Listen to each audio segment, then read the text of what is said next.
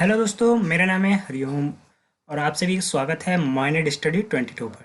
तो देखिए, हमारी अमेंडमेंट की सीरीज चल रही है और अब तक हमने 10 संविधान संशोधन को देख लिया है और आज हम बात करेंगे 11वें संविधान संशोधन की। ठीक है, जो भारतीय संविधान में 11वां संशोधन किया गया, आज हम उस पर बात करेंगे। तो आज का टॉपिक है हमारा 11th अमेंडमेंट एक्ट 1961। ठीक है, जो 11वां संविधान संशोधन किया गया था वो क्या था अपना 1961 में। ठीक है, ये डेट याद रखिएगा, 1961 में हमारा 11वां संविधान संशोधन किया गया। अब हम देखेंगे कि 11वें संविधान संशोधन में क्या क्या किया गया। तो पहले हम देख लेते हैं उपराष्ट्रपति का जो इलेक्शन होता है वो कैसे होता है। तो देखिए, जो हमारे उपराष्ट्रपति का इलेक्शन होता है, जो उनका चुनाव किया जाता है, वो कैसे किया जाता है। संसद के दोनों सदन, राज्यसभा और लोकसभा, ठीक है, राज्यसभा और लोकसभा के द्वारा क्या किया जाता है, हमारे उपराष्ट्रपति को चुना जाता है। अब देखिए, इसमें क्या होता है, जो निर्वाचित सदस्य होते हैं वो भी और मनोनीत सदस्य होते हैं वो भी। ठीक है, दोनों मिलके क्या करते हैं, निर्वाचित और मनोनीत सदस्य दोनों मिलके हमारे उपराष्ट्रपति का क्या करते हैं, चुनाव करते हैं।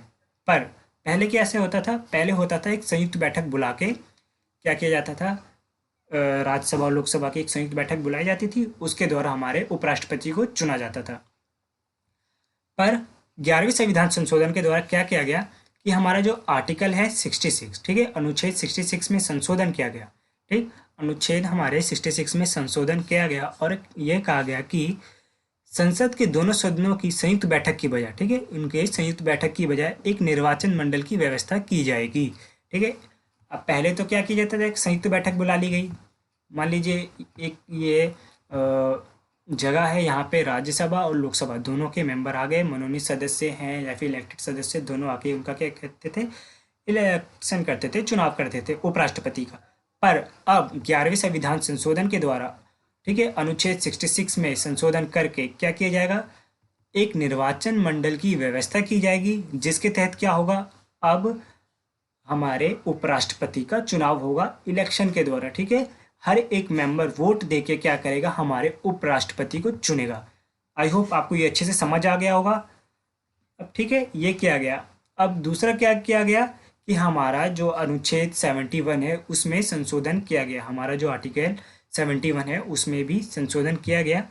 और इसमें 71 में ये किया गया कि जैसे 71 है आर्टिकल, इसमें खंड 4 जोड़ा गया। ठीक है, खंड 4 जोड़ा गया और इसमें ये कहा गया कि जो हमारे राष्ट्रपति हैं और उपराष्ट्रपति हैं, ठीक है, राष्ट्रपति हैं और उपराष्ट्रपति का जब चुनाव होता है और उस समय ये कहा जाए कि कोई सीट खाली है, ठीक है, कोई सीट जो है वो रिक्त है, इसके आधार पर उनको चुनौती नहीं दी जा सकती है। ठीक है, मतलब ये है, जैसे मान लीजिए कोई स्टेट है, ठीक है, मान लीजिए कोई एक्स स्टेट है और वहाँ पे क्या है, अभी MLAs मतलब जो विधानसभा का चुनाव होता है वो अभी नहीं हुआ है, और जो विधानसभा के मेंबर होते हैं MLAs, वो भी क्या करते हैं, राष्ट्रपति के चुनाव में अपना योगदान देते हैं। ठीक, अपना योगदान देते हैं मतलब वो अपना वोट देते हैं उसमें।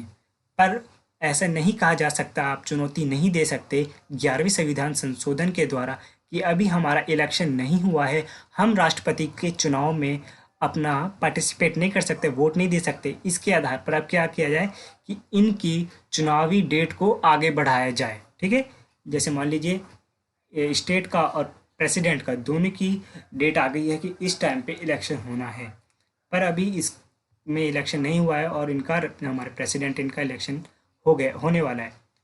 तो इस बीच आप ये नहीं कर सकते कि इसको चुनौती दें और कहें कि इनकी डेट को आगे बढ़ाया जाए, क्योंकि अभी हमारी सीट खाली है, हम अभी हम चुने नहीं गए हैं।